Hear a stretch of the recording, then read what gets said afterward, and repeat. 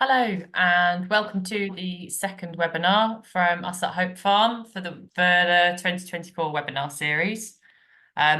Before we get going and talk about all things funding and nature-friendly farming, I've got a few housekeeping points. So I'm Georgie and I'm the farm manager and I will be chairing your webinar today. As this is a Zoom webinar, you won't be able to turn your video or your microphone on, but you will be able to ask some questions in the Q&A box, which you'll find right at the bottom of your screens. And we have time allocated for the Q&A at the end of the session. So do get those questions in and they'll be answered best we can. And any which aren't answered during the event, we will follow up with an email to you with both the recording and answers to those questions. There's no chat function enabled for this event. And if you have any technical issues, we do have the events team who do a brilliant job of keeping us all organised. And they hopefully will be able to help, but some Zoom related issues we won't be able to sort for you. So now those technical things are out of the way, I'll get on with the webinar. So why are we talking about funding for nature-friendly farming? We're in a changing world and lots of people are talking about things, all things ELMS, SFI, and all of these other diverse funding opportunities as well, which are aimed at giving support for nature and environmentally friendly farming. This is brilliant.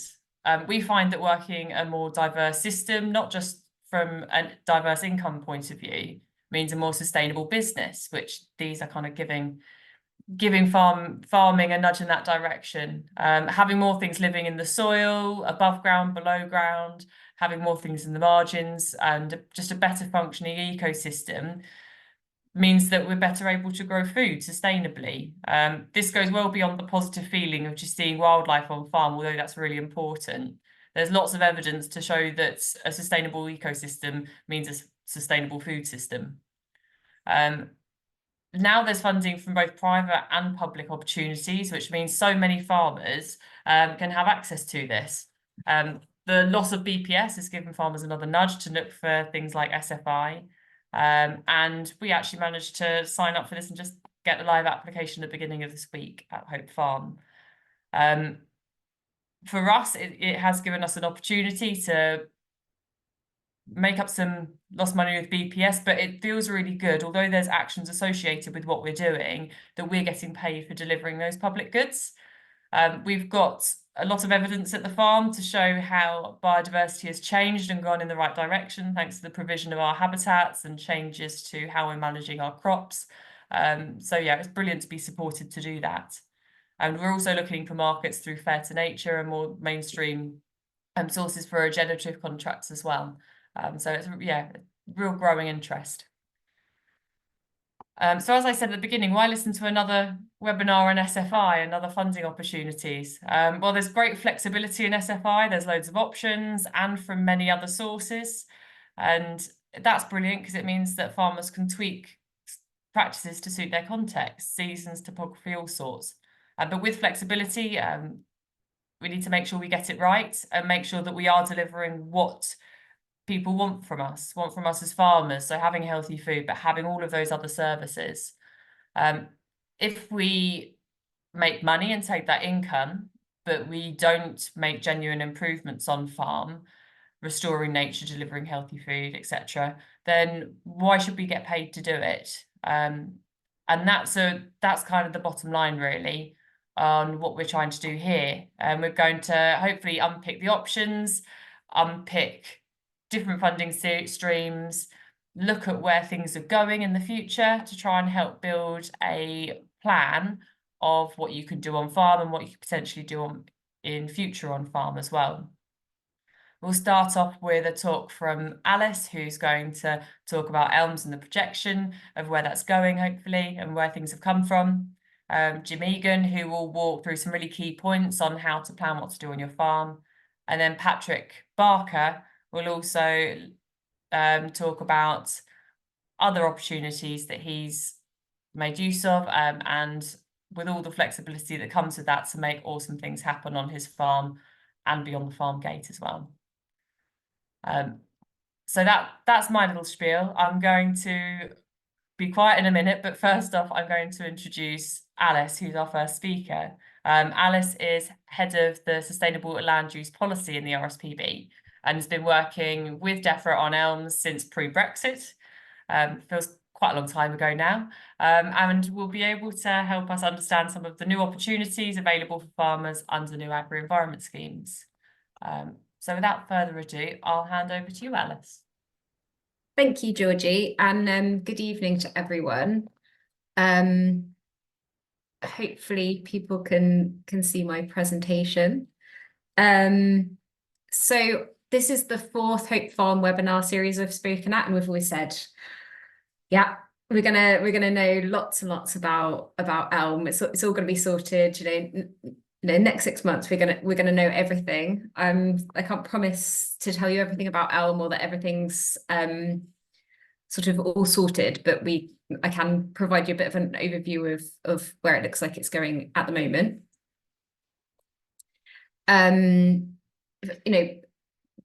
There is a potential huge opportunity for funding for nature-friendly farming as farmers manage a huge amount of the UK, about 70%, and farming has shaped so many of the amazing wildlife habitats that we have, whether that's hay meadows or wood pasture or moorland.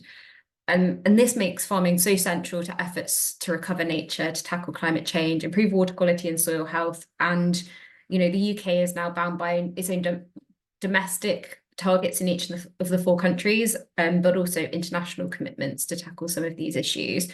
But we also know that tackling these issues is really important for farming. It underpins food production, and that farming needs nature and a stable climate to thrive. And there are a huge number of kind of bewildering funding opportunities starting to emerge in this space. Like I said, I'll really focus on ELM today, but just that there are nutrient credits, nutrient mitigation credits. There's biodiversity net gain. There's a whole world of different opportunities that farmers have the potential to tap into. And obviously, government has committed to the environmental land management schemes as part of their sort of broader agricultural transition plan. And there's just as part of the agricultural transition plan and the Agriculture Act, there are a huge number of funding schemes to support environmental land management, animal and welfare schemes. There's farming in protected landscapes for those people in national parks and OMBs. There's productivity schemes such as slurry investment, and sort of new equipment and technology funds being announced all of the time to support farmers to transition their businesses. But it's been a bit of a sort of a bumpy and complicated transition to follow. Georgie said I've been working in this area for a while, not as long as some people, but it's 8 years since government first published the Health and Harmony consultation, which that's when this concept of moving from basic payments to public money for public goods was first introduced. It took another 2 entire years to introduce the Agriculture Act to enable them to do some of this stuff. The transition started in earnest in 2021 when they published their first agricultural transition plan, which kind of covered between 2021 and 24.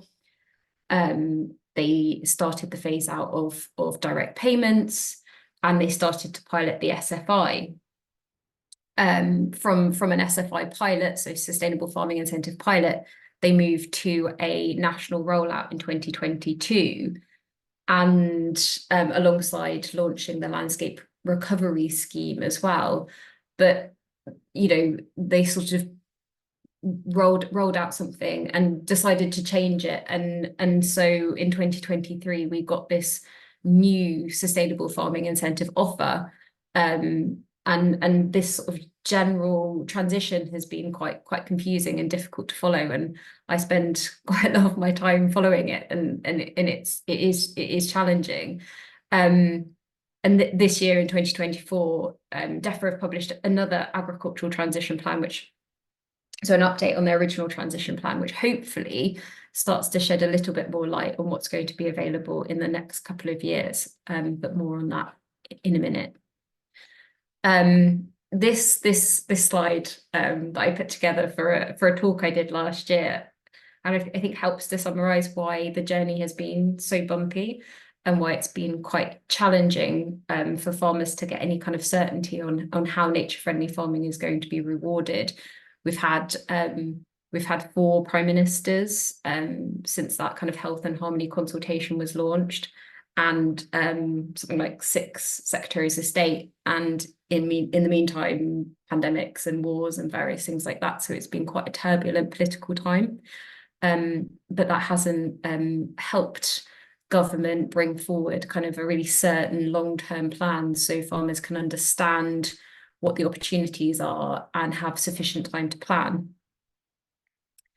But despite that, the area of land in agri-environment schemes is on the way up. This graph actually shows all 4 countries, and England is in the dark blue. This is actually what they call targeted and higher schemes, so it includes things like high-level stewardship and countryside stewardship. And the amount of land in England in these schemes is nearly 2.5 million hectares. There's also now a further 1.4 million hectares in what they call entry schemes, and that's largely in England, the sustainable farming incentive. So there is more land going into schemes. Farmers are joining. There are still a lot of land in legacy high-level stewardship schemes, but actually quite a few people have entered countryside stewardship in the last few years. That's become more attractive. And government has moved from spending about 300-400 million on these schemes to it's about 688 million at the moment, and it's kind of on the up as the years go, and they have committed to spending 80-90% of the budget in these schemes, which at the moment the budget's about 2.4, although a little bit of uncertainty as to what will happen to that after the next general election. So the sustainable farming incentive offer from 2020 2023, these are all the 23 options that are available. There's quite a lot that's available now. So this is basically the offer that's available to farms now, and it ranges from a lot of the classic kind of nature-friendly farming options like winterbird food and pollen and nectar to things like integrated pest management and insecticide-free areas and soil management. And DEFRA has done quite a lot of work on the payment rates associated with some of these, and looking at the sort of level of prescriptions. They've gone for a much lighter sort of prescription approach to countryside stewardship, and they've sort of recalculated the payment rates a couple of times to try and make them as attractive as possible.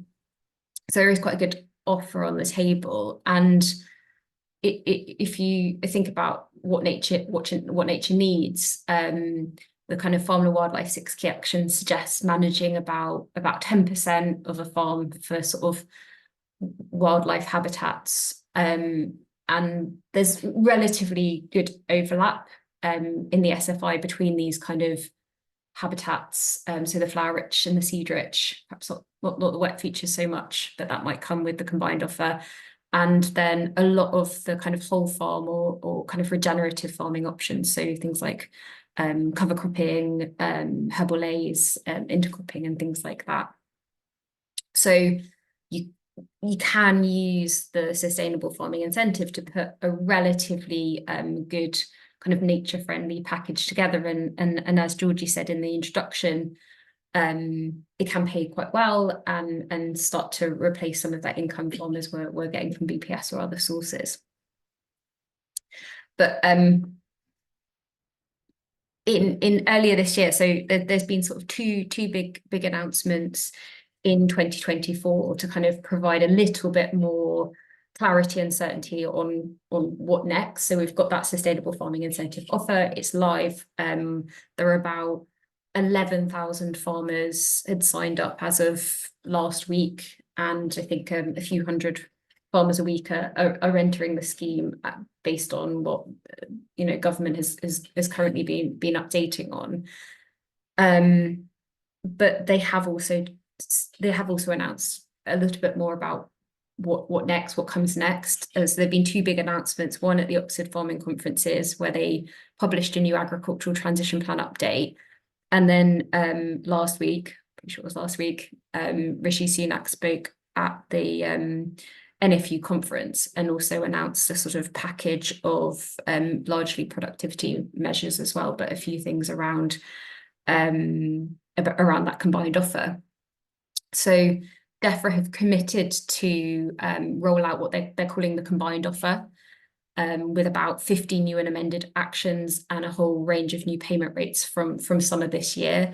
And they're hoping that they'll be able to publish the handbook setting out how this offer will work from sort of May, June. The combined offer is largely, we think, the sustainable farming incentive plus the mid-tier of countryside stewardship. So those sort of two things that farmers will be able to apply for a single portal. They're introducing sort of quarterly payments. They've tried to equalise the payment rates between upland and lowland options, where they're similar. They're going to pay consistently for creation and maintenance actions. There's always been a concern that you can be paid a reasonable amount to create an option, but then the maintenance options, the payment rates start dropping off, and it can disincentivize farmers from continuing to do those actions. DEFRA has also introduced a wholly new sort of premium payment. So these are supposed to be actions that government really want farmers to do, but they were worried that the payment rates weren't incentivizing those actions quite enough. And they've also expanded that kind of free choice, reduced prescription approach from the SFI into this combined offer, alongside kind of different length agreements and a new higher management fee. So currently, DEFRA was paying £1,000 a year to enter the sustainable farming incentive. They'll now pay that management fee to enter the combined offer, and until next year, I think March next year, they'll pay £2,000 to enter the scheme. But in addition to providing information about that combined offer, DEFRA also committed to increasing the number of higher tier style agreements that they were supporting every year by about 2025-26. And we know the higher tier is really important, particularly for kind of upland and the really high nature value farming systems. But recently, the higher tier hasn't been performing. It hasn't really been meeting demand. So government have been supporting about 300 to 500 agreements per year. And to put that into context, back in the high level stewardship days, government could support about 2,000 to 2,500 agreements. So there's been a real tail off. They also committed to further rounds of landscape recovery. There are now just over 50 across the country that span from projects to support habitat creation and restoration in Dartmoor, to kind of river restoration projects and all sorts included within that. At the moment, those landscape recovery projects, the money is focused on this development phase, but the first round of landscape recovery projects are going to come to an end in December. So we should be starting to see whether government continue to invest in those projects and whether they do kick into kind of the delivery phase.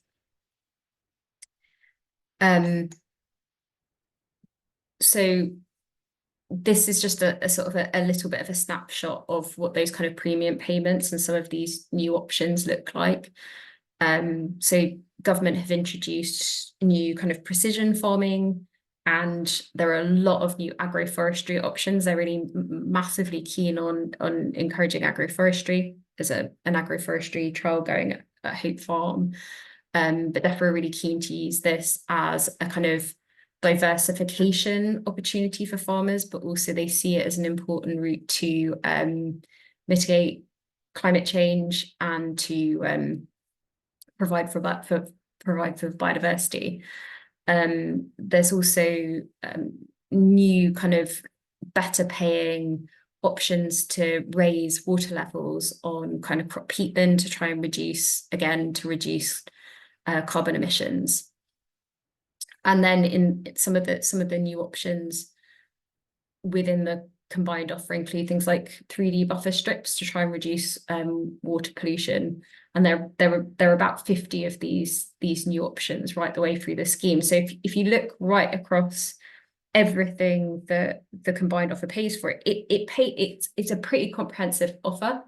It does pay for sort of most of the options I think that you would want to see in a kind of nature-friendly farming scheme, and DEFRA have done a lot of work to improve the payment rate. So some of them are quite, looking like they should be quite attractive, but we still don't know a huge amount about how that combined offer will work. So there is still some uncertainty about who will be able to access those options. So there's this absolutely amazing, great range of options and great payment rates, but how will it work? Some of the options are 3 years, some are 5 years, some are 10 year.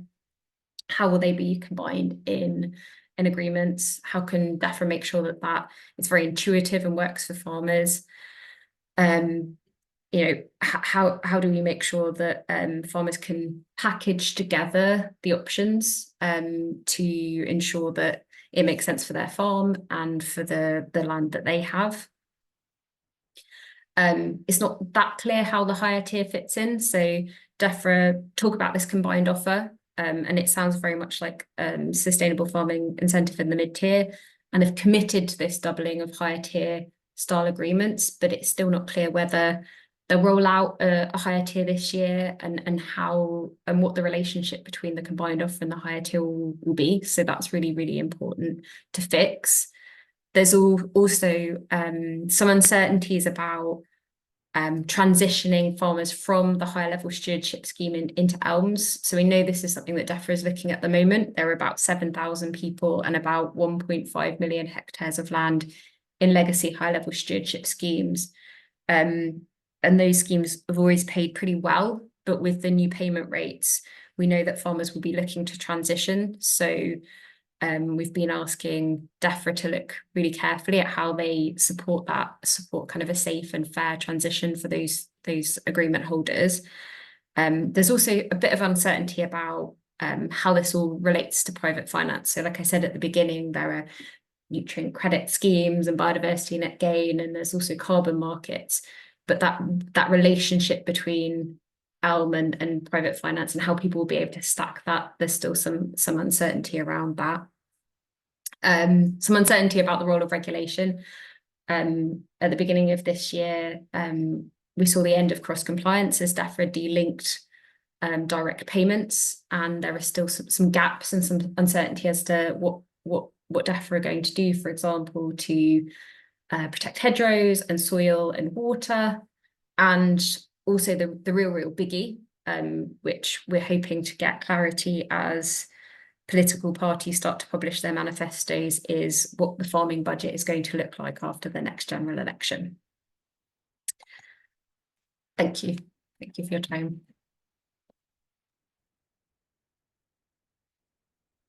Blimey, thank you very much for that, Alice. Oh, my video, there we go. The video's got going on.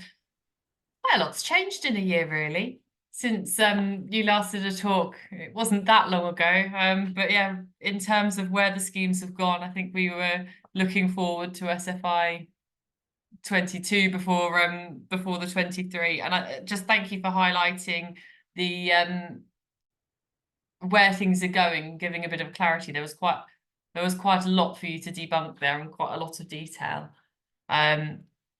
Just my reflections on it, I think the transition and RPA have got quite a challenge on their hands trying to keep fluidity. Even from us moving from 22 to 23 was quite bumpy, and there are quite a lot of things to figure out. But hopefully once all that's figured out, it'll be a little easier and a little smoother. So from walking through sort of SFI and ELMS, we're now going to stick along that theme, although I think, am I right, Jim, there's quite a lot of it that applies to general planning habitat management on farm, as well as the SFI schemes available now and how to plan those. I've been told by another scheme that you needed no introduction, but I'm going to give you one anyway, Jim. So as a technical advisor at King's Crops, who's worked at the Allerton Project and Flag Association for many years, and with 24 years of experience in agri-environment schemes, I'm looking forward to hearing you tell us how farmers can plan things on their farm and how you can get the most out of the schemes for nature and for the business. Thanks, Georgie, and good evening, everybody. So what I'm going to do now is, once I've shared my screen, is just take you through an approach to delivering agri-environment schemes. The focus will be on SFI, but the general principles could apply to any scheme that you might want to enter. With this one, I am very, very much a glass half full person. In fact, almost a glass full. I actually think what's come out of SFI 23 and is looming for 24 couldn't be much better for how we might want to work as farms to deliver for the environment and remain productive. So my first sort of slide is to think about, what does the environment need? Now you can ask me, Georgie, Alice, Patrick, anyone on the panel and anyone in the room, and we'll come up with slightly different numbers, but we're all in a broad sort of area. So in my view, to make the environment thrive and work, we need between 5 and 7% of land managed effectively for the environment. And I've used that wonderful word, multifunctional options. That means you need to take out all the unproductive, difficult rubbish on the farm and actually make it do something different. And when you've done that, and we'll go through this as we go through the presentation over the next 15 minutes, then make the middle even more sustainable and more wildlife friendly. And we'll probably come up to the number that Alice mentioned, about 10%. And that doesn't mean that we're not producing food. But what the environment needs, the key things are listed there. And I don't think I need to go through bullet by bullet, but we need nesting and breeding habitat. We need to protect watercourses. We need to link things together. We need to provide winter food for birds, and we need healthy functioning soils. And if we get to achieve that, the most important thing is we need a profitable farm business. Because without a profitable farm business, you can't do all of the other things. Most of the other things are simple or relatively straightforward. And SFI, I believe, opens the door to make it accessible to everybody. Nearly everything you might want to do sits in SFI 23, and you'll certainly be able to rub your hands together and get everything done you want when we've got all the new actions that Alice was talking about previously. So for me, there's lots. I'm going to focus on SFI in the ELMS package because it's the one we can all do now. There's lots of positive. It is straightforward to apply. I'm probably looking at Georgie's face and wishing I could see it now. It is straightforward. I've done a couple of applications for farmers just so I understood the system. Once I'd got the farmers in a place where they knew what actions they wanted to do, these were relatively easy almost, because we didn't have a previous agreement. We weren't shuffling around other stuff. To put it onto the system took about an hour and a half. There's lots of flexibility around implementation and actions for rules. So, you know, you're probably not introducing most of the actions until sometime during the first year of your agreement. Lots of dates have disappeared. You've been asked to deliver aims. The payments are quarterly. Actually worked with somebody before Christmas. We put an application in the second week in November. The agreement went live on the 1st of December and they received their first payment before Christmas because the government, the RPA, guaranteed they'd shift those payments early. Now, it's taking about 6 weeks for agreements to go through, but they are getting over 100 a day. So I think that's quite good. And for your first quarterly payment comes out within the first 4 months of your agreement. So for a lot of these things, you're actually being paid in advance. It covers a lot of your costs and a lot of your outgoings. It improves your cash flow. It's not going to replace things like BPS. It's different. It's a different world. But if you get the actions and stuff right, which I'm going to go through in a minute, it can be really positive. And it can be integrated into good, productive farming and great environmental management. And it will work for most farms. I haven't come across anybody yet who it doesn't work for when you go through all the detail. As ever, people want slightly different things out of it, but it does work for most people. So for me, these next couple of slides are really important because planning is absolutely key. Whatever you do, don't start to take, as a farmer, if there's farmers on the call, a knee-jerk reaction to the horrid weather and the really awful year we're having at the moment to actually decide how you're going to design the scheme. It won't work for you. You need to have a long-term plan.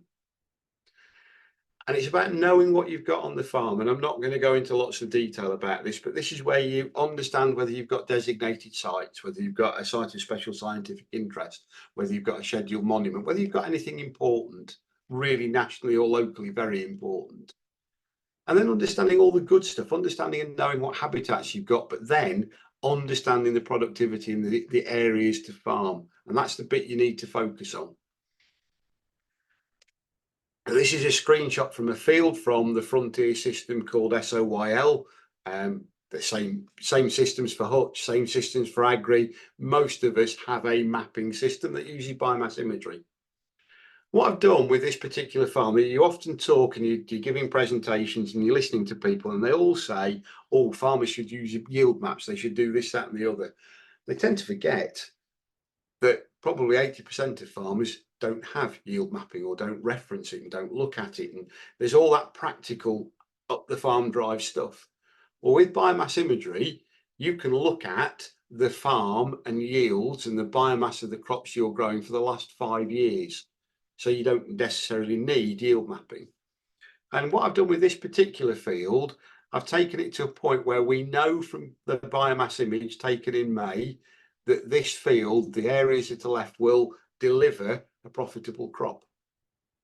Now, I'm not going to come along and say take all of the middle of this field out. That might be daft. I'm going to suggest you look at why these areas are low yielding, see if there's anything you can do with the soil, see if soil testing, if there's anything agronomic required. But I'm going to suggest you take this piece out here, especially if it's been like that for the last 4 or 5 years. And if you went round the farm field by field with that approach and with a map and a pen and a piece of paper, and you were brutally honest about where you were in your farm, and this is predominantly aimed at arable and mixed farms, that's where my experience lies, you'd actually be going around and looking at, and you should be looking at, the areas that are difficult to farm. You all know where they are. And I was told 24 years ago when I started doing this type of work, they all know they've taken them out, Jim. You haven't, because it's in your nature to farm them. And now is the real time to do it. You're putting in inputs and getting no return. They're actually dragging down the overall profitability of the farm, so take them out. When you're going through this planning process, don't decide what action you're going to put in those places. Just take them out. Take out the unnecessary overlaps. You all know where they are. I see them every time. You see those tram lines at the edge of the field that are really close together. And for the sake of 5 meters of field, you can actually make life quicker and easier and that production easier. Depending on the size of your farm business, talk to the sprayer operator, talk to the tractor drivers, actually talk to the people who do the fields. If you do it yourself, be honest with yourself about when you are taking an hour longer in a field and it'd be better not to do it. Think about protecting watercourses. In arable situations, you have to do it for all of the stuff, for actually keeping the chemical that we need to farm. You need buffer strips. Don't pay lip service to them, put the buffer strips in, you know where they should be. And in lots of cases, people have kept them from their old ELS and they're not getting paid for them. So mark all those out, mark where it can work for you and where you might make it fit. Use things like buffer strips and grass margins to help with management of other things. It helps you to go and cut the hedge at the right time of year. It helps you to put links into other things. And if you can get flower rich margins there, it can help you with your IPM process. These things actually work and have worked in research for a long time, and a lot of people are demonstrating that they work on farm. And honestly, if you take that, do that process, you're going to come up with a map that's showing you between 3 and 7% of land that you can use in options. And these are the field edge type things. It's like winter bird food. Bear in mind that now pays £854 a hectare. Not that long ago, in the old ELS scheme, it was £450. 2 years ago, it was £640. That's a demonstration of the investment the government's put into this scheme. It doesn't mean that's an option you should use in whole field scale and drill after harvest as a break crop. Then it won't work, and I'll come into that in a minute. But this is about where you can put pollen and nectar, where you can put grass margins, and where you can put the right options. If you think it through, and I've got lots of customers who've got a bit fed up with me because when they've done the exercise, they've only come up with 2.5 or 3%, and I've asked them to go and do it again. For advisors on the call, this isn't for you to do this work. It needs to be the farm and the business that do it with your help. Once you've done that, the next stage of planning is to look at what fits in the field and helps your rotation and works with you. A lot of people on the call, you'll grow spring crops. Well, why on earth aren't you cover cropping? And that's not just because I work for King's Crops and might want to sell you some cover crop seed.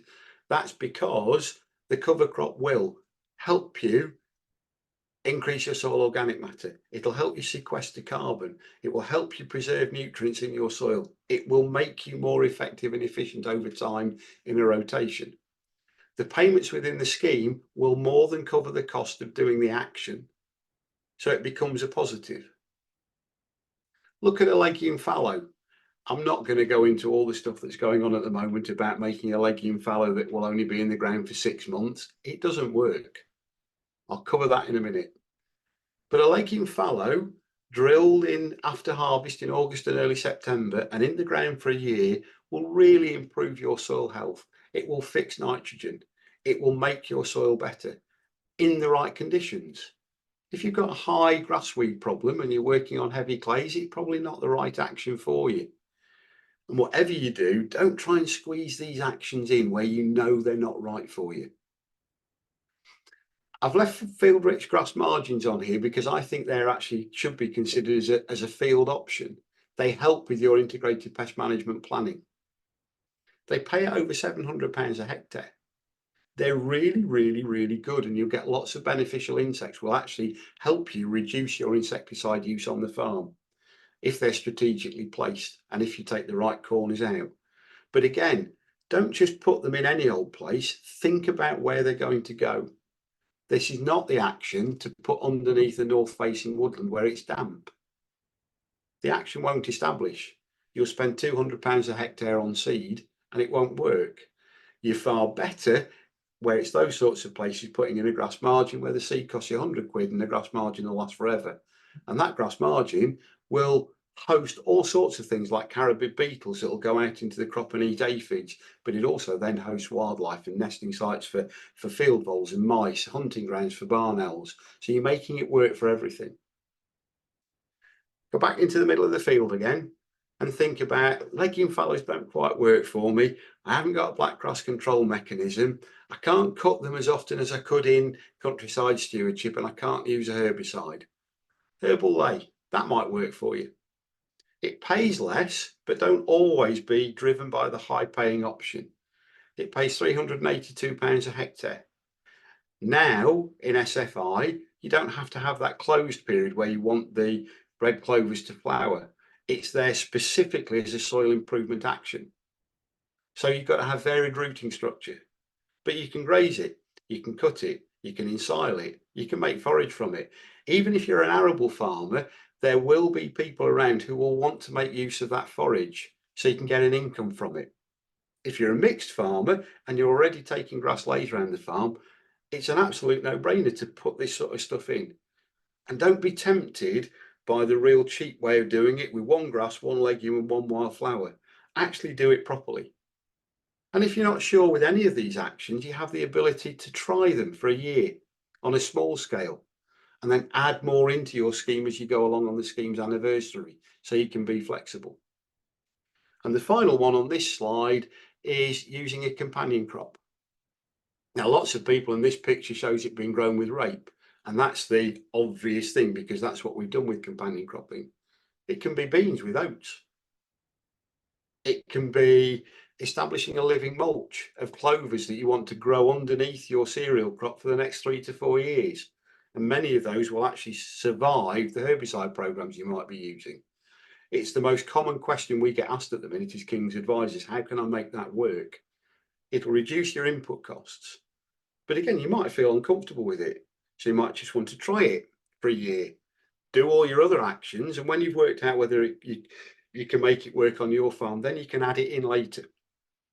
So you've got that flexibility of adding things in year on year. But that planning process is absolutely key. And you can pick options that work with your rotation and help your production, not just trying to squeeze stuff in just because it's high paying, and make the options work for you. Key one for me, I'm not going to labour it, but understand the rules. As an advisor, I don't sit and go through the rules with my farmer clients and customers. I actually point them to the rules and ask them to read them themselves. It's really important. In a one-off conversation, I might miss something. I might miss something really important. I might not understand the farm properly. I'm not there every day. So once you've decided what things you might want to do, you probably have 10 actions to read through. It won't take long, but then you'll understand what they are. And if you're an advisor, it's key that you give that task to your farmer customer. Help them through it, read with them, but don't just tell them you'll be fine if you do this action. The number of times I go on farm now to look at seed mixes that don't work because the wrong action's gone in the wrong place because the farmer didn't understand, the advisor didn't look. So you end up in a pickle. So please work with the rules. Please don't bend or break them. We've got lots of flexibility at the minute, and if we don't tackle this properly, we'll end up back with this mix has to be drilled by the 15th of June. You must destroy it by the 30th of. We don't need that and we don't want it, but it's important you deliver the action's aims. Once you've done all of that, put the options in the right place. So go back to my map, your 3 to 7%, put it all in the right place. Put the grass margin underneath the north-facing woodland. It'll actually make you more money because the seed cost is only £100. Your establishment cost is easier than doing wildflowers. Right option, right place, good environmental benefit. Use the wildflowers on that bit of reasonable soil on the south facing. It's blooming difficult to get to. It's a scooter or a goring where you know you need to square the field up. That will then deliver wildflowers. It'll deliver as part of an IPM approach and you'll get a really good long-term payment for it. Don't try and make those options 1 year. If you manage wildflowers well, they'll last into the next generation's farming time and you've got really good investment to do it. You don't want to be giving me £200 a hectare for seed every 3 years or 2 years. Make it last. Actually get a really good return on your investment. And it's about making the scheme work for you. So just sort of closing the loop, if you like, and when it comes to the Q&A, there'll be plenty of time for people to ask specifics about specific actions rather than me waffle on about things that aren't relevant to your farm. But just to tie it all the way back, there was a project called Wildlife Friendly Farming and Increasing Crop Yields, and it was carried out by the Centre for Ecology and Hydrology. I think it was published in 2015. And they took their farm and they split it into different productive areas. So they did a 6-year experiment on a 1,000 hectare farm and they split it into 200 hectares, 100 hectares, 400 hectares. And they removed between 3 and 8% of the low yielding land from cropping. And they created beneficial habitats. So they were primarily flowering and pollinator habitats. When they did that, there was no net loss of yield across any of the blocks that they took out. In other words, you're actually making more money because you're getting an agri-environment payment for the unproductive areas. You're not putting inputs on and you're not losing yield.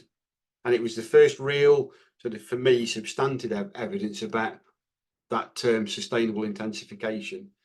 There is another paper that follows that up and actually reinforces that it works.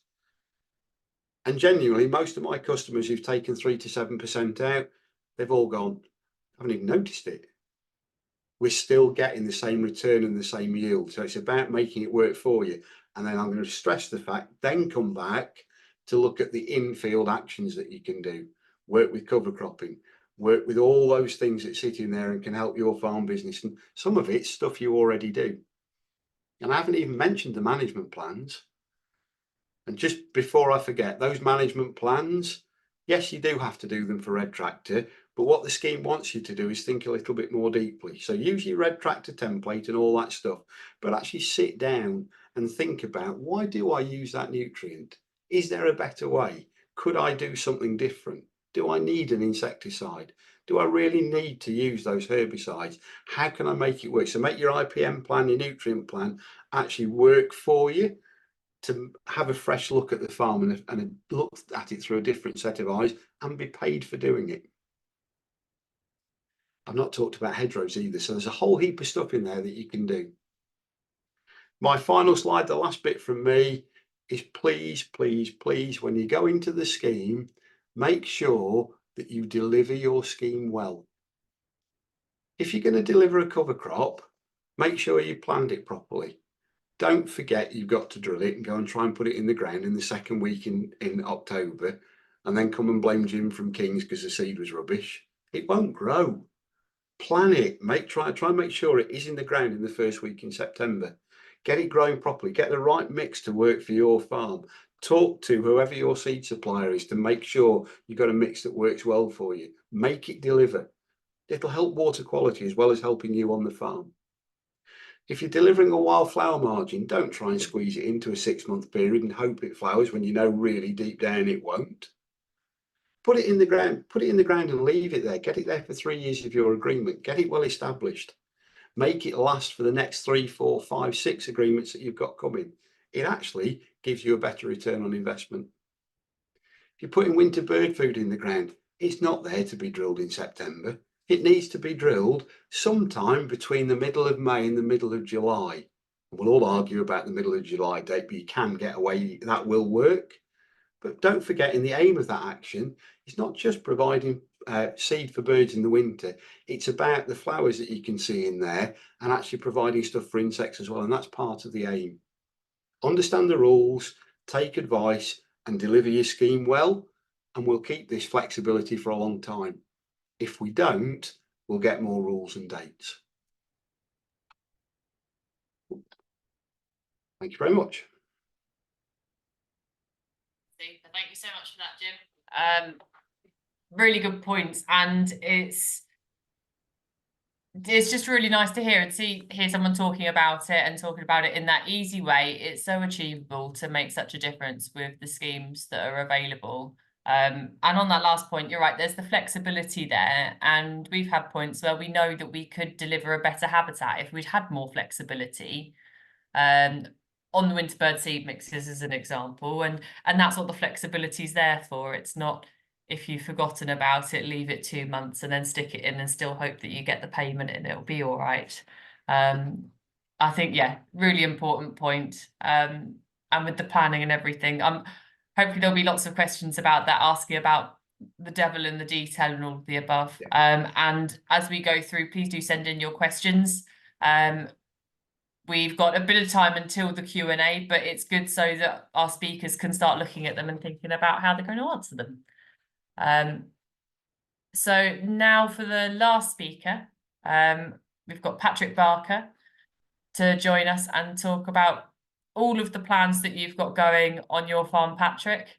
So just to introduce you, we've got so Patrick's farm's 535 hectares on a leaf demonstration farm as a family business. A winner of prestigious awards, including the Farmers Weekly Countryside Farmer of the Year Awards and the FWAG Silver Lapwing Award. And his ethos is to work in a modern, productive way that allows farms to be full of wildlife. And so really looking forward to hearing from Patrick and the work that he's doing with his local cluster, using both public and private funding opportunities to pay for enhanced practices.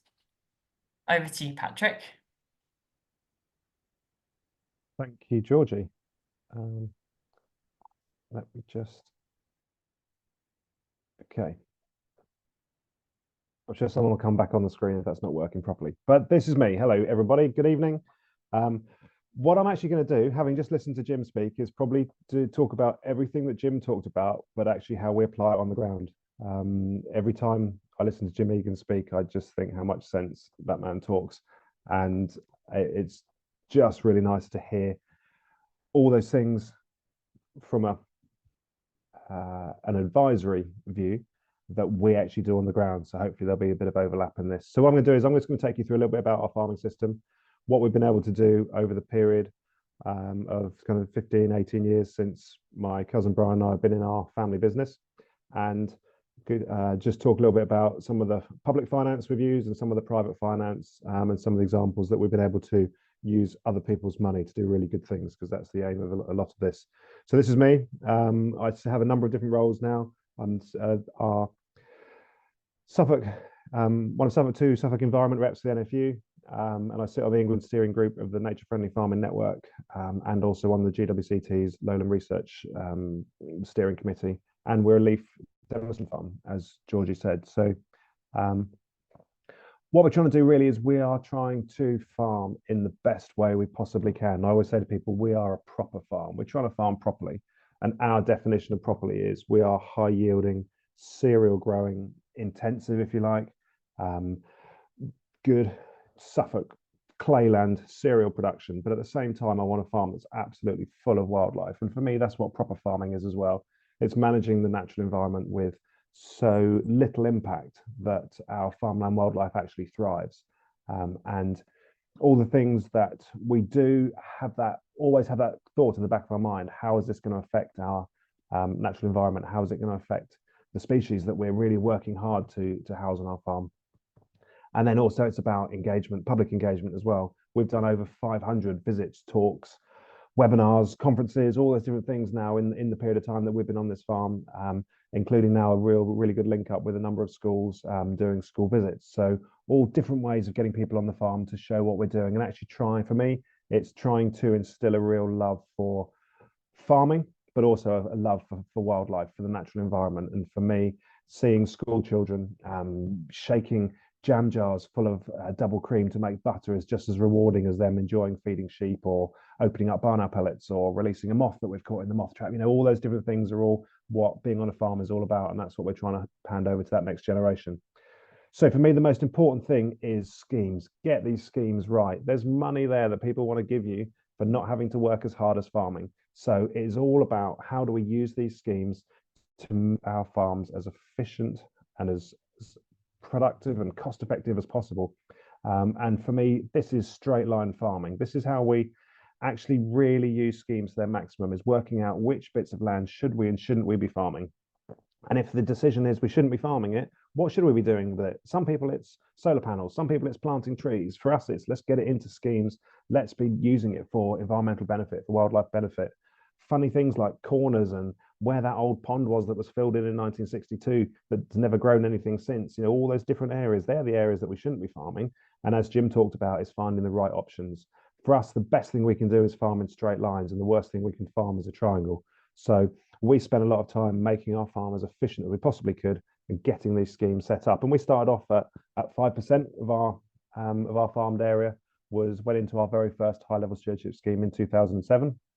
And we're up to almost 10% now of our farmed area, which actually still leaves an awful lot of land to farm, but it means that we've got plenty of land that we can deliver our yield of wildlife. And for me, yield of wildlife is what we're trying to deliver, and we're trying to show that and record that and demonstrate that all the time, because that's actually what we're trying to do. And then when we know where we're putting our options, where we're trying to straighten up fields, we're trying to buffer watercourses, let's get these options right. Let's make sure we've got a balance. And the most important thing for me is the big three, and that is providing all year round food, it's safe nesting and brood rearing habitat, and it's protection from us, from weather, from predators, from machines, from all those different things that go on. And if we can balance those three things together, we actually give all those species a chance that rely on the farm environment and farmland to actually survive and thrive. Because if we're feeding them all year round, we're giving them habitat to breed, and we're not interfering with them, we're not damaging those habitats at the wrong time of year, all the different sorts of things, we're giving everything the best chance we possibly can. And these are just some of our options that we've used. They don't always look like this. Not everything always works to plan. But for me, you know, I want AB9s that are absolutely full of food this time of year as we get into February. So actually, for me, as brilliant as sunflowers look, I kind of not that worried about sunflowers, and I'd much rather have something like fodder radish that is still holding seed in February than sunflowers that the greenfinches get in there and they eat it all at the end of October, because this is the time of year really when those farmland birds need our help. And if we can get our yellowhammers and linnet and reed buntings, get them in really good condition during the winter, they come into the breeding season in good condition, they're far more likely to breed well, breed early, and actually that is how we then start to increase some of these numbers. And getting all these other options right, these are all ones that Jim just talked about: AB8, AB1, a nectar flower mix on the right hand side, and our overwinter cover crops, and the way we manage hedges and grass margins and everything else. It all fits together to make this kind of whole farm ecosystem that we're trying to. So let's use these schemes. Let's use the capital works to their maximum as well. So all these capital projects that people think about, actually let's turn them into reality. You know, we've made the most use of hedge planting. Now, every single hedge we've put in has been paid for by the RPA. Every hedge that's been coppiced or laid or managed in any way is being paid for. Then supplementary feeding to make sure that when we've got our AB9s, we are feeding more and more and more and making sure that those farmland birds are getting the food they want. Then I've used capital works to restore ponds. On this farm, we pretty much restored every pond on the farm over the last 15 years through different capital projects. Nest boxes have come through capital works as well, large, medium and small. And then also I found when I was putting together our most recent higher tier scheme application, so we're in a year 2 of our second countryside stewardship higher tier scheme at the moment. What I found was that educational access was in, so all our school visits, all of a sudden, we're getting over £300 a visit rather than me doing it for as a day off and for the love of it. So actually, that's made quite a difference to what we try and do. But I found if I bore down into the detail of how the AC1 option works, I could get everything I wanted to implement school visits funded. So I've now got big magnifying glasses and microscopes and pond dipping kits, and I've got bug magnifying glasses, and all those different things that we need for putting on visits have all been funded through this scheme. And now we can offer so much more as an experience for school children because we've got all the tools that actually make it a far better experience. So it's about using all this this public finance to the max. Just understand the schemes, understand what's there, and use it. And then for us, use the advice and use what's going on other farms as well, because there's an awful lot of knowledge which is out there for free. And for us, we've been involved with the HDB for the last 9 years and just finished a program as the strategic farm for the East for cereals and oilseeds. But for us, there's so much that we've learned. This has been like a 9-year educational course for us, and we've focused on 4 main projects. This is the one that kind of got my attention the most, as you'd expect, which was looking at the role of beneficial predatory insects in protecting crops and the role of beneficial predatory insects in eating crop pests. And this just started to really get us thinking about IPM on farm and how that works. It didn't solve the problem, but it gave us so much more knowledge. And every single person who's visited the farm during this HDB program has gone away with so much more knowledge around this subject. We've also looked at water quality, the cleanliness, the nitrate levels of water coming off the fields, and how much residual nitrogen is in the land behind overwinter plough or under an overwinter stubble versus land that is in an overwinter cover crop, and there's no residual nitrogen leaving the watercourses behind a cover crop because it's taking it up and using it. And some of that research is why cover crops are so well funded now by water companies and through stewardship schemes, because we could demonstrate that nitrogen that we're putting on is being used up by these cover crops, and actually we're doing real good across a whole number of levels by growing overwinter cover crops. So for me, this project, this HDB program has been what's really set us on this journey of farming in a way that is much more sustainable and much more beneficial to the natural environment, But me being me, I wanted more out of it. I went to the HTB and I said, look, we're doing all this brilliant stuff. You're doing all this research. Can we just do a study that shows farmers every time they walk on our farm what they could achieve on their own farm? And I don't want anything more complicated than this is the wildlife that you can find on your farm if you put down flowering margins around your fields. And the HDB at the time weren't too keen on funding it. So I said, that's fine. I'm going to go out and find funding somewhere else. So the Felix Cobbold Thorley Trust, Agricultural Trust, which is a trust here in Suffolk, were delighted to fund this research. And then I went to the Suffolk Naturalist Society and said, look, we want to do some really in-depth work on moths. Can you fund a moth trap for us? And in the end, they bought 2 for us. And then the University of Suffolk lent me all their bat detectors and all their trail cams. And just by asking the right questions and getting funding in the right place, you know, we found that we were actually recorded 278 species of things that move on 3 fields that had flowering margins around them. One was a field that didn't, to demonstrate that there wasn't an awful lot of wildlife there. But that research has gone far and wide now. We've been able to show all those different species that are using these fields, and actually you can all get them on your farm just by putting in the right margins in the right places. And actually, if we take it a step further, if you put it next to a hedge, you get even more wildlife. So this is a project that is actually now available, and if anyone wants a copy of it, please just ask or leave me an email address. But the results really speak for themselves. And the best bit that I always put on there, I always put a picture of a tractor and a baler on there, is because at the end of the project, we baled it up and sold all the hay and made a bit of money. And there's nothing farmers like more than making a bit of money, as we know. Why do we do all this?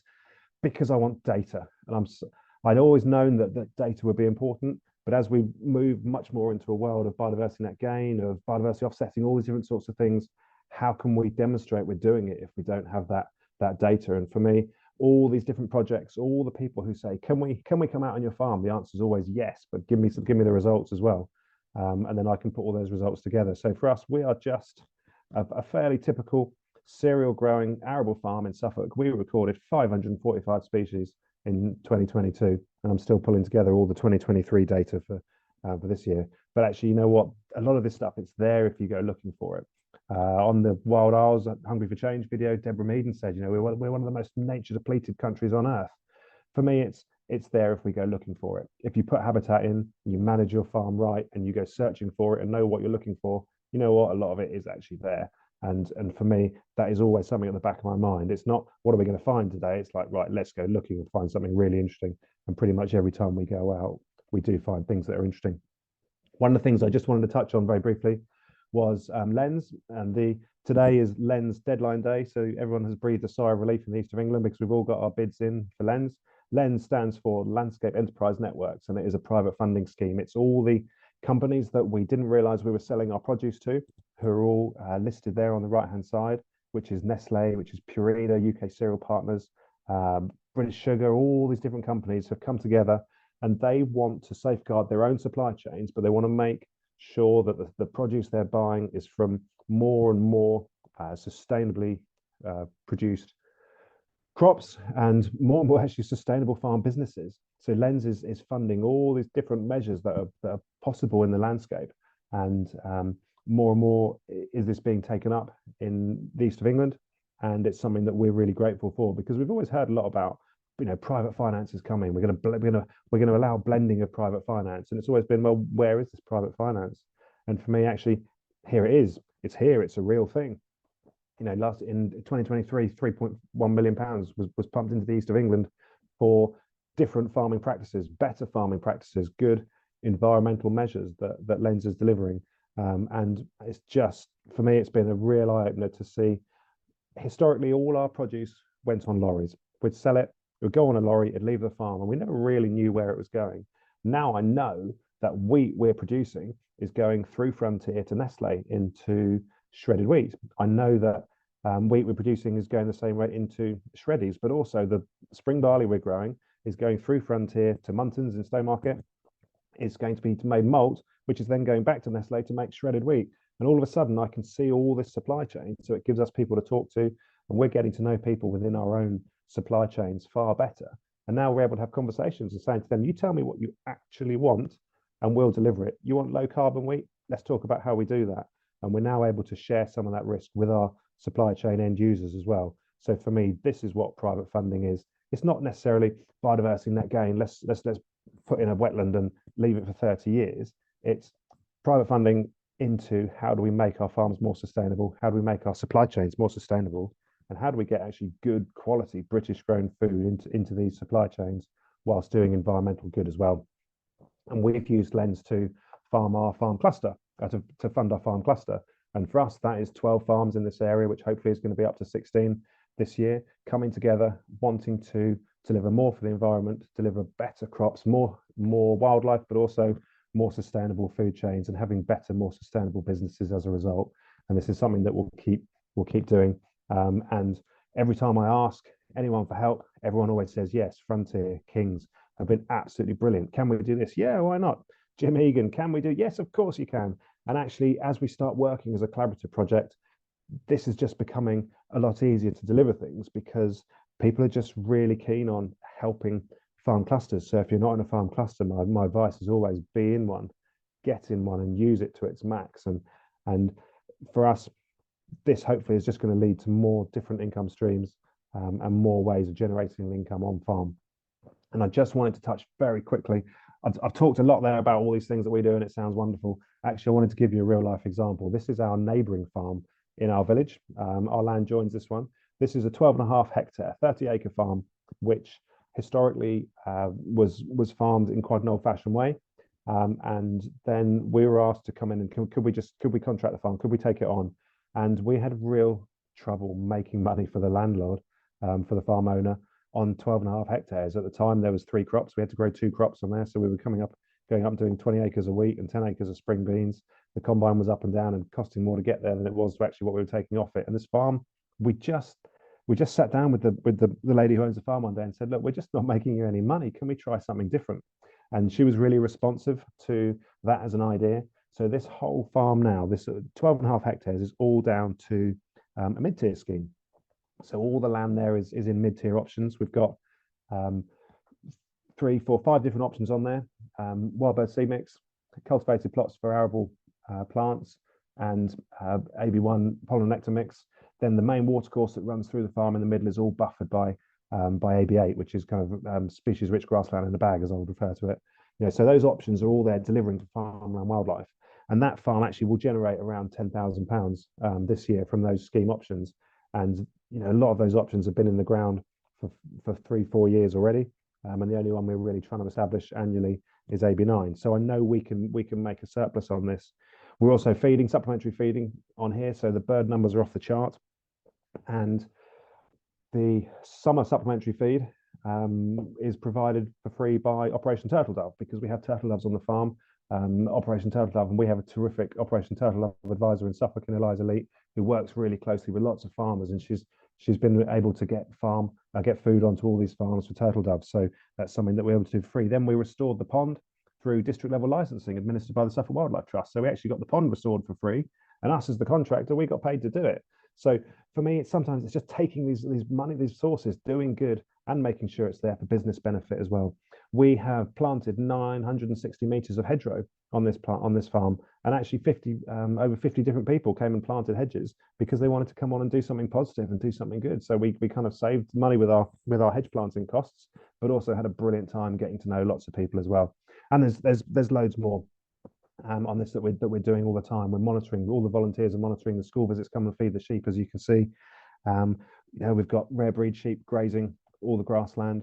And just as an idea, as a concept for something that you can do on a small farm, this is low risk. It actually generates a return year on year, because we know what our costs are. We know how much it costs to do stuff, and the schemes are designed to actually make it so they do work. And if you walk on this farm, there's more wildlife here than there is on a nature reserve. It's a fantastic project, and it's working really well.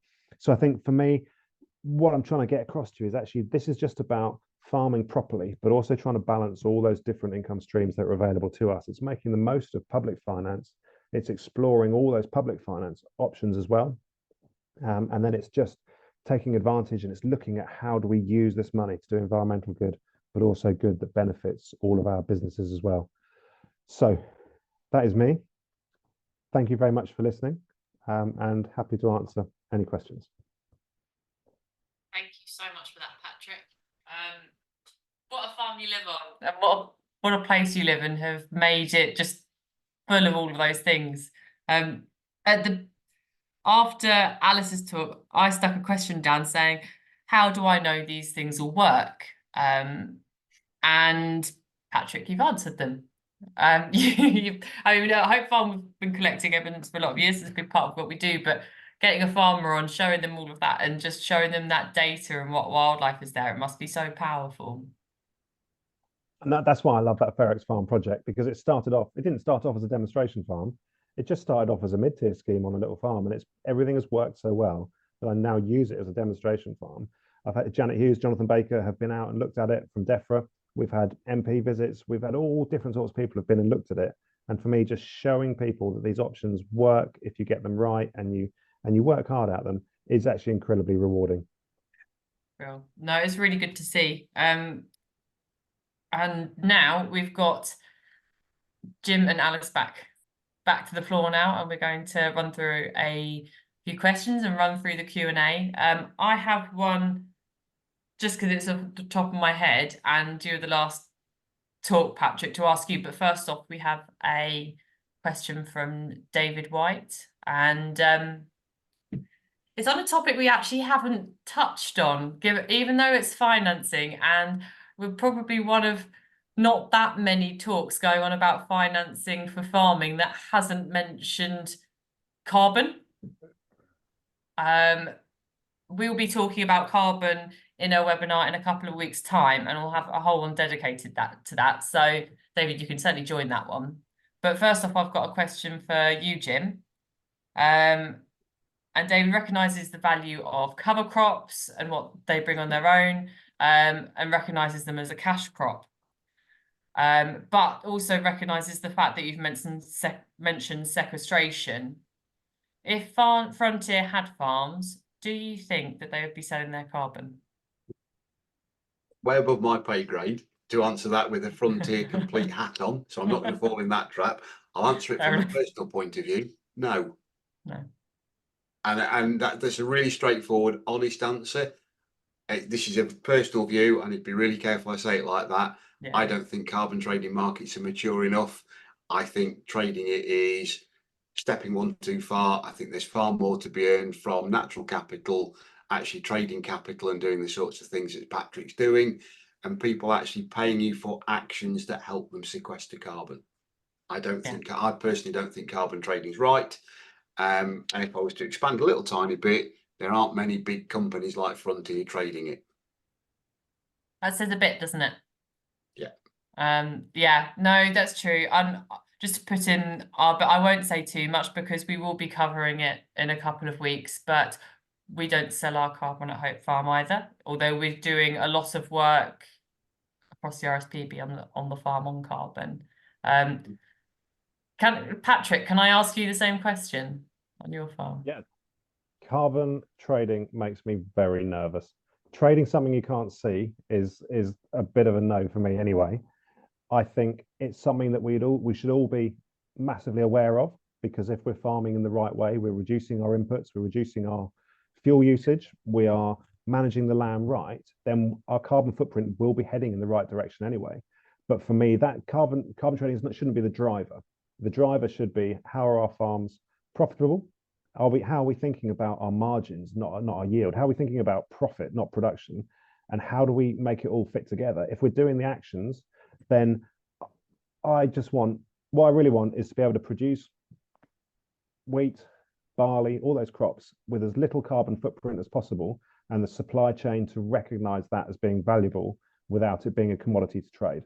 So we need to be able to record it effectively and demonstrate it, but it's not something that we're gonna make a fortune off. Actually, the idea of selling low carbon wheat and low carbon straw to go with it to the supply chains should be holding the value for me, without this kind of this funny market that we can't see.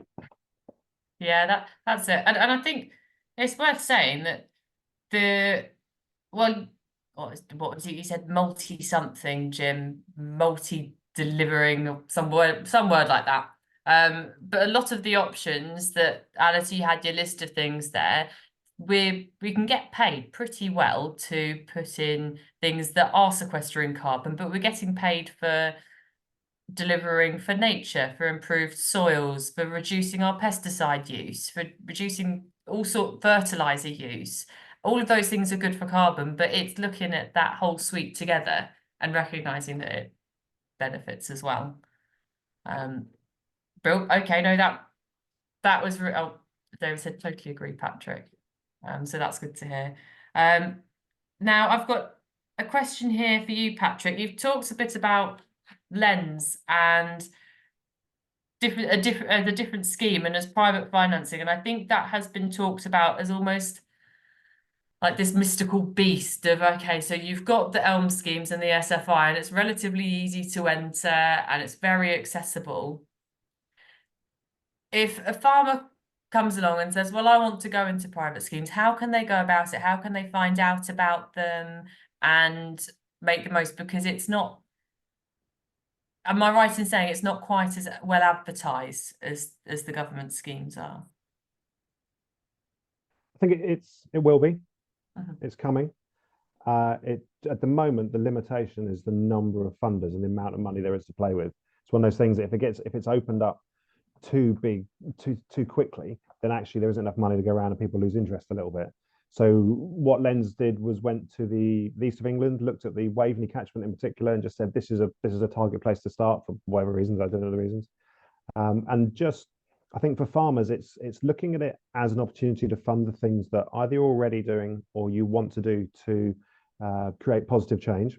You know, you have to know what your farming system needs to be or where you should be trying to get to, and using those different measures to actually get there. So no one's going to go in there and say and pay a capital investment for you to go and buy a plow because you want to be able to plow everything because we think everyone else is moving in the wrong direction. It's actually, you know, what can I've always wanted to try cover crops. The seed's a bit expensive. There it is. But it's also remembering this isn't the government. This isn't targets on climate change and land use and all those different things. These private investors, they want something out of it as well. Now, they're not trying to steal your carbon, which is something that kind of gets thrown at us quite a lot, but they are trying to create sustainable supply chains. You know, these companies, Nestle, the biggest food and drink company in the world, they're trading in almost every country in the world. They want sustainability across all their supply chains, and they know that we are the people producing the wheat that's going into shredded wheat and the barley that's going into shreddies and all those different things. So it's understanding what they want, you know, and understanding why on earth are PepsiCo in there? What do PepsiCo want? And I said that to the to three kids. What do PepsiCo want? Surely it's sugar, maybe. He's like, no. PepsiCo own Walkers. They want oil for frying potatoes. And I was like, oh. So there's a big move from PepsiCo around regenerative, a sustainable oilseed rape production, which they're working really hard at. So once you get understanding how the system has come about, it's a lot easier to start looking at where those benefits are. And for me, it's looking at these people where actually they don't necessarily have agricultural specialists at these companies. You know, they're looking for farmers to come up with innovative measures. And one of the measures in Lens is farmer innovation, which means if you have a good idea, you can pitch it for funding. You know, and that's very different to what we've been used to in the past. So I think for people, it's just look at these schemes that are on offer. Listen to when people say, you know, there's funding available. Actually turn, as we say at school, turn your ears on. And listen to these things and actually find that funding and think about what it is you want to do. I think all year about what am I going to put in for this year? What do I want to do? What do I want them to fund? So be thinking about, if someone gave you some money, what would you do with it? And then when those opportunities come, it's just like, bam, there we go. Let's do it, and then demonstrate how it works and how we can deliver it, because we're very good at saying we can do that. So making sure that we can do it when that money arrives is really important as well. No, I think that's important, and it's changing the whole remit, isn't it? It's okay, so I want to do something, and this is something that would increase value on my farm. So can I have the financial support to do it?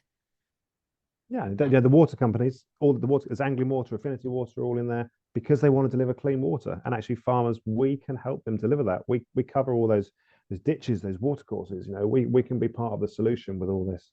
So it's just thinking in a kind of sort of a calm and well thought out, mature way. How can we be part of this? And it's all about talking, people talking to each other, and that's why the clusters work, because just more heads and more sensible opinions really coming together can deliver all these measures on the ground.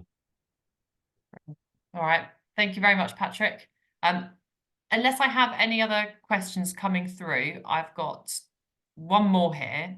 And of course, to my speakers, if you have any last thoughts as well after that, the floor is yours.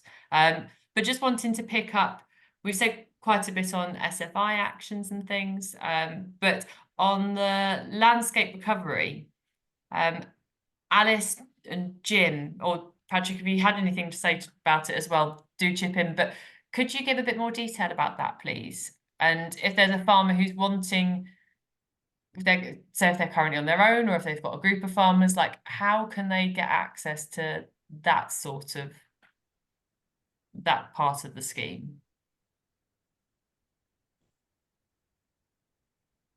I'm happy to come in.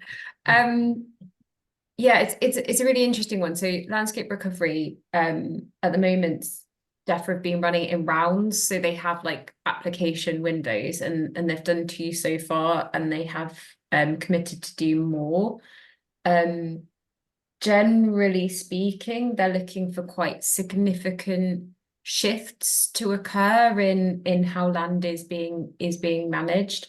I think they do, I mean, that they each kind of round has a theme, so they can have themes like water quality or climate change or species recovery, and they do have a criteria in there to kind of understand the implications for sort of food production. So the landscape recovery project, they're trying to look at how you can deliver sort of nature-based solutions without massively impacting land. So the government's not really looking to take large chunks of land, productive land, out of production, but looking at where there are perhaps more marginal areas where you can do sort of, farming, maybe going from sort of pasture to wood pasture, or in the uplands, maybe restoring some peatland, for example. But in terms of farmers accessing it, there are so it seems to be through that cluster route. So there are all sorts of different sort of projects that have come together, and there are some that are kind of led by organisations like RSPB or the Wildlife Trust or National Trust, but there are landscape recovery projects where a cluster has come together either with an organisation or just on their own with maybe a facilitator, and bid in. But it's obviously a bit more involved accessing, so you can access large sums of money to bring those projects forward, but it's obviously a lot harder. It's not your kind of hour-and-a-half application for the SFI. It's definitely much more involved. But we are quite pleased to see that there are clusters of farmers applying. So there was some concern that maybe it would be really difficult. Worries that the money would disappear off to large corporate landowners or something. But I don't think that is actually what's happening. It's a real nice blend. And even where there are schemes that are being led by an organisation like the RSPB, they tend to involve lots of farmers in them, because obviously the land belongs to farmers, so there's a lot of farmer engagement and enthusiasm actually. There's quite a lot. There's sort of in that there's embedded sort of funding just to plan things, isn't there, and to really put a lot of thought behind it, which I think for the kind of scale that they're looking for is really good. Yeah, and some of the projects are really nice. So it's like connecting up across land. So it's not like taking whole farms out and turning them into woodland. It's like, say you've got farms with like a corridor down a major river. It's like how they could create together like riparian strips. So instead of doing little patches of habitat, how you could create a nice network of habitat across farms and things like that. And it does pay for all of the planning and thinking. And then part of it's also enabling farmers to have funding to tap into the different kind of private finance. So is there money from water companies or from the supply chain? It enables you to unlock investment to do that. And we're kind of hoping, we haven't heard that much about this, but we're hoping that government, there's been whisperings and rumours about a sort of better like CS facilitation fund that kind of helps scale what's already being done, but yeah, no detail on that, just kind of ever hopeful. Yeah, maybe next year we can have some more information on that, Alice. Jim, did you have anything else to add before we move on? Just the only quick bit for me is building on what both Georgie and what Alice and Patrick have both said. I actually think the supply chain funding is coming down the track a lot quicker than people realise. It's not going to be relevant to absolutely everybody, but within a company like Frontier, we're in the middle of lots of supply chain talk. So people are asking for potatoes to produce more sustainably. We have potato agronomists, carrots to be produced more sustainably. They want sustainable wheat. They don't all understand exactly how they want to get there, which is why it's so important that people like Patrick are leading clusters, are working with clusters and talking to the supply chain. Lens has taken 7 years to get to where it is, if not 10. But the momentum it's building with now is quite big. When you get people like PepsiCo, Diageo, Muntons, Nestle all talking together, we will get to the point where I genuinely think where we see a lot of that blended funding happening within the next 2 to 3 years. Yeah. And I think whether you do it through a facilitation fund, whether you do it through a cluster, whether you do it through landscape scale, we've all got to get used to working together. And that's not easy when you work for a big commercial outfit, but we've got to do it because that's what farmers need us to do. And it's the only way we're going to solve it. Yeah. No good delivering in an island. We've got to work together. I think it's worth remembering that those funders are talking to government as well. So the people we know at Nestle and at PepsiCo, they are talking to people at DEFRA and they're saying, how do we work together? They don't want to fund the same thing that SFI is funding or the Countryside Service is funding. So they generally are all talking together about how can we. So one of the options in Lens is actually adding more cover crop species into a mix that satisfies SFI. So how do we add value, or sorry, how does Lens add value to what the government offer is? And those conversations are all going on as well. So I think it's always there for farmers and us on the outside just to remember that those conversations are happening, and this is all working behind the scenes, and we just have to put ourselves in a position where we can take advantage of it for the benefit of our own businesses and for the natural environment and our farms and our farm landscape as well. No, exactly. I think it is so interesting how there are some contracts coming through that are really starting to reward it. I think that's a sign of recognition that this is coming into the mainstream. And I mean, this evening it's been wonderful to see that the whole spectrum of different ways that we could fund it. We've got Patrick, the farm that you were working on next to you, where it was struggling to make money doing normal traditional farming, and actually you've got a species there, a turtle dove, which is near facing extinction in the UK. The value that farm can give to hopefully help some more pairs got on the way, help that population stabilize and recover, is compared to trying to farm and not making any money of it from normal farming, is amazing. Right up to the real high productivity farms where they might have to work a little bit harder to find those awkward corners where it can fit in, but managing the edges and then in the middle well, like how Jim was explaining, can mean that the whole system's working a lot better, and there's funding across that whole spectrum to help deliver it.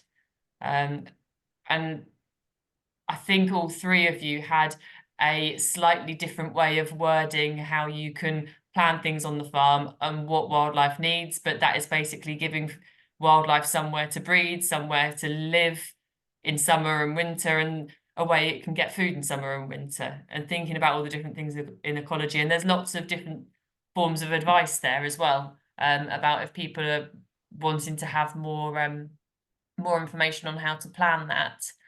I'm going to wrap up, and actually we've got time anyway there, but if Jim, Alice and Patrick, if you had any links to any more information that you had, if you could send that over to me, we'll get that over to the audience in a follow-up email, and there'll be a recording alongside that as well.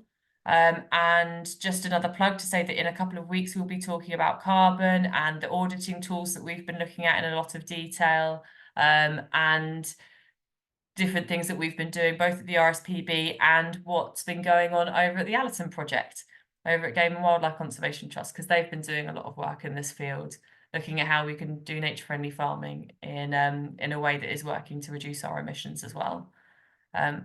Thank you so much to all three of our speakers, to the amazing events team behind the scenes who helped to organise us and make sure that we're here on time doing as we're told, and making sure that the tech is running smoothly.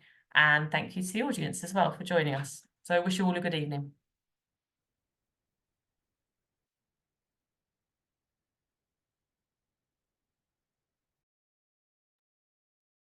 Well, thank you, everybody.